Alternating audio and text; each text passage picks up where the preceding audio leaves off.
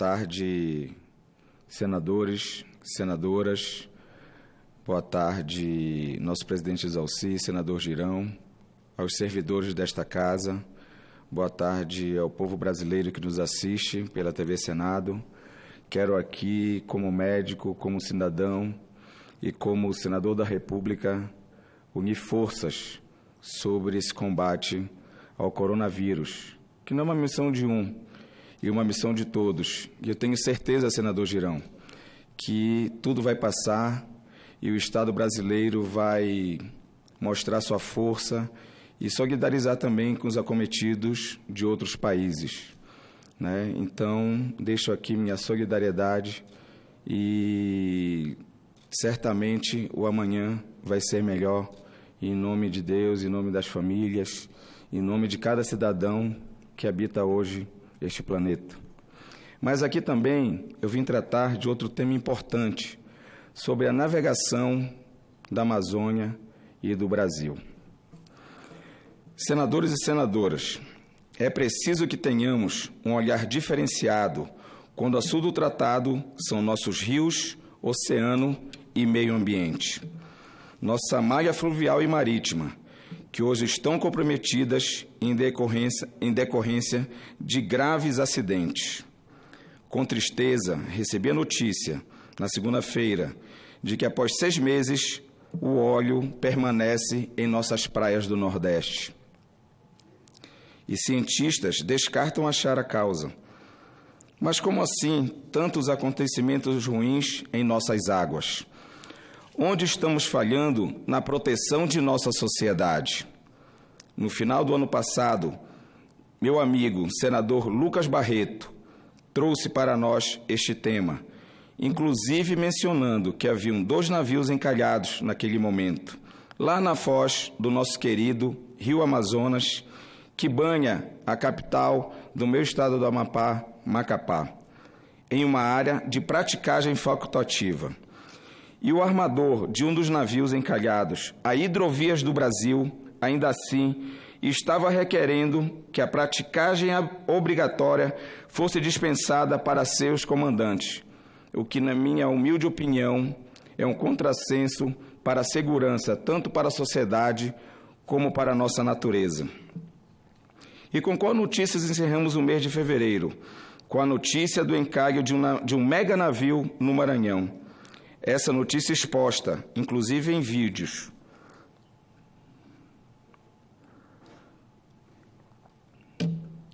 Estes que estão disponíveis nas mídias sociais e mostra a imprudência de um comandante. Um comandante que utiliza a praticagem até através da Ilha do Medo, área obrigatória pela legislação. Depois, em área facultativa, dispensa a assessoria que garantia sua segurança e de todos nós. E vemos, na sequência, que ele segue pelo canal até o momento em que passa a fazer outro caminho. Pois é, mesmo sendo obrigatório que ele utilize o canal no comando de um Leviatã dos mares, tendo 340 metros de comprimento, 21 metros de calado e 300 mil toneladas de minério de ferro a bordo, ele decide passar por um local diferente.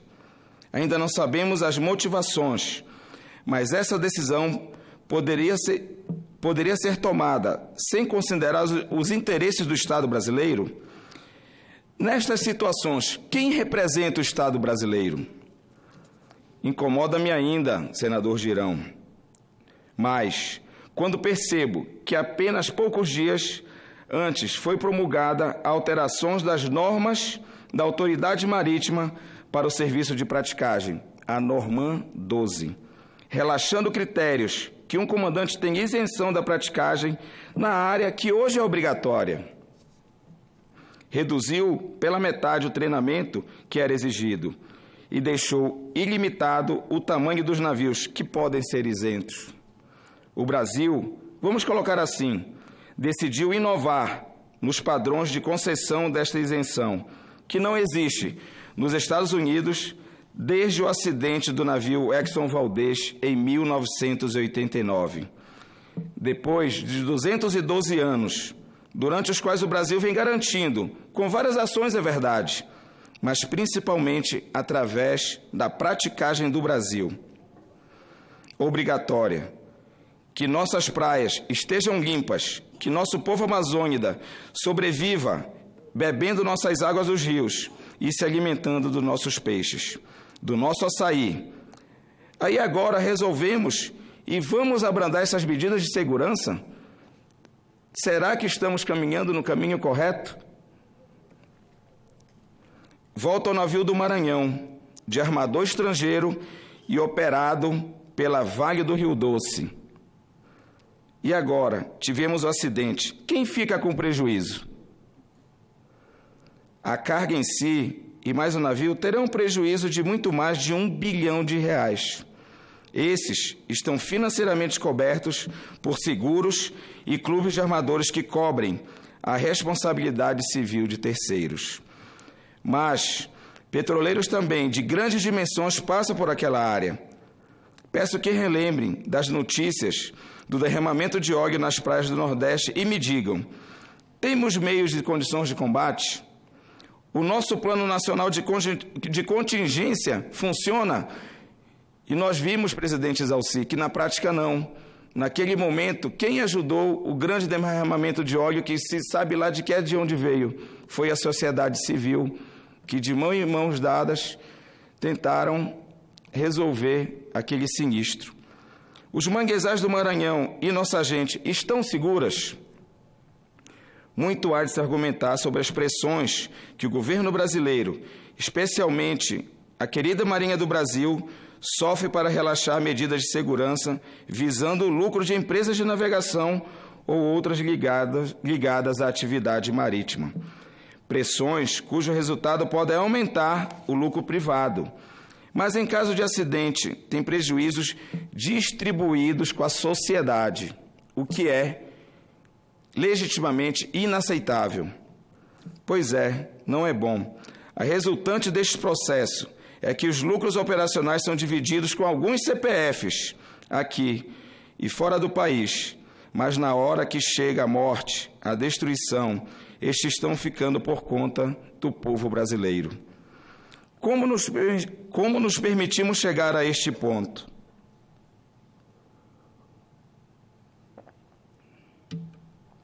Cito nossa Carta Magna. Nós, representantes do povo brasileiro, reunidos em Assembleia Constituinte para instituir um Estado democrático, destinado a assegurar o exercício dos direitos sociais e individuais, a liberdade, a segurança, o bem-estar e o desenvolvimento, a igualdade e a justiça de valores supremos de uma sociedade fraterna, pluralista e sem preconceitos, fundada na harmonia social e comprometida na ordem interna e internacional com a solução pacífica das controvérsias, promulgamos, sob a proteção de Deus, a seguinte Constituição da República Federativa do Brasil. Inconveniente, então, para alguns, quando lemos, observando-se certas liberdades que estão sendo concedidas, que no artigo 225 da mesma Constituição temos que todos têm direito ao meio ambiente ecologicamente equilibrado, bem de uso comum do povo e essencial à sadia qualidade de vida, impondo-se ao poder público e à coletividade o dever e obrigação de defendê-lo e preservá-lo para as presentes e, em especial, futuras gerações. Impondo-se, senhoras e senhores senadores, o dever de defesa e preservação. E continua no parágrafo 4º. A floresta amazônica brasileira, a Mata Atlântica, a Serra do Mar, o Pantanal Mato-Grossense e a Zona Costeira são patrimônios nacionais. E sua utilização far-se-á na forma da lei, dentro de condições que assegurem a preservação do meio ambiente, inclusive quanto ao uso de seus recursos naturais. A nossa Constituição somente concede aos legisladores e ao Poder Executivo o dever de assegurar a preservação do meio ambiente. Como concessões desse modo estão sendo feitas? no sentido de evoluir a segurança de nossos rios e de nossa sociedade. Acredito que todos ainda lembrem do comandante Scatino. Teremos uma Costa Concórdia em nossas águas? E se acontecer, temos meios de evacuar 2 ou 3 mil pessoas de alto mar? Gostaria de assistir a único exercício que simulasse essa situação. Certamente a dificuldade e os sinistros seriam extremos, senador Isalci. Há um famoso lema na comunidade marítima que diz o seguinte: se você acha que segurança é cara, experimente um acidente visto com muita tristeza na costa do Amapá e o Pará, que matou mais de 30 pessoas. É inaceitável. E aqui peço a oportunidade para me solidarizar com cada família do acidente ocorrido na costa do meu querido Amapá. A economia pretendida pelas hidrovias do Brasil, lá na Amazônia, na área de praticagem obrigatória, caso tenhamos um acidente com derramamento de óleo, custaria de imediato alguns centenas de anos do custo operacional que eles querem economizar. E isso, se os custos de limpeza se mantivessem no mesmo patamar de acidente de 89, mesmo sem óleo na água, quantos anos de economia com segurança custarão esta aventura da Vale do Rio Doce lá no Maranhão? Esta conta irá para a sociedade? Esta conta não pode ir para a sociedade. Isso não pode ser assim e não deve ser assim. Se querem operar com risco, pois que paguem, caso as apostas sejam erradas. Não podemos, senador Girão, admitir que especuladores se protejam em grupos de investimento e atrás de artifícios. É necessário que quem teve lucro seja chamado a dividir a conta. Questões assim nos motivam a iniciar estas discussões necessárias ao nosso Brasil, para assegurar que a segurança de nossa população esteja preservada. Precisamos de um órgão de Estado que tenha como missão principal a proteção de nossa costa, focada no aspecto ambiental e com ação efetiva no controle do tráfego marítimo costeiro, que controle as embarcações que transportam passageiros e cargas, não do ponto de vista do sucesso empresarial, mas do cuidado com a população que vive nas margens de nossos rios. Se a Marinha do Brasil tem dificuldade de cumprir sua missão subsidiária, que é a segurança do tráfego aquaviário, que se crie uma guarda costeira, que existe em muitos países. Sei das dificuldades que a Marinha enfrenta, até para cumprir sua missão principal.